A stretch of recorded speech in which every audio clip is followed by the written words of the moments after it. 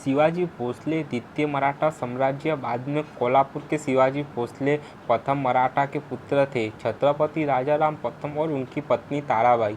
उनका जन्म भोसले परिवार में हुआ था। अपने पिता की मृत्यु के बाद शिशु शिवाजी को अपनी मां ताराबाई के साथ मराठा साम्राज्य के छत्रपति के रूप में स्थापित किया गया था।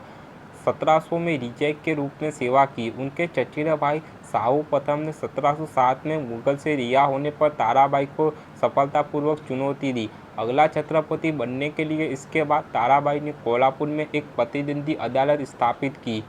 शिवाजी द्वितीय ने 1710 से 1714 तक कोल्हापुर के राजा के रूप में कार्य किया।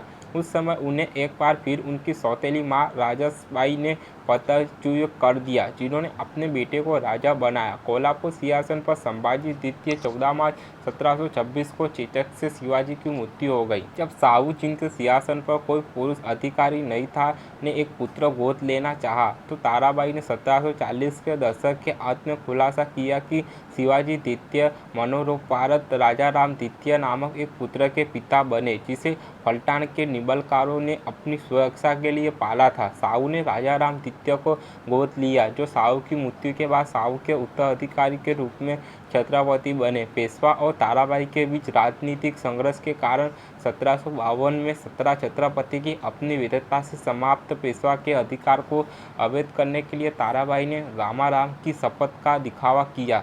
एक धोखेबाज था ना कि उसका पोता। हालांकि यह शपथ वापस ले ली गई और राजाराम की अन्य मराठा सरदारों के साथ खुले तौर पर भोजन करके जातिगत शुद्धता पर जोर दिया गया। राजा को बाद में ताराबाई ने गिरफ्तार कर लिया और उनकी मृत्यु तक घर में नज़रबंद रखा गया।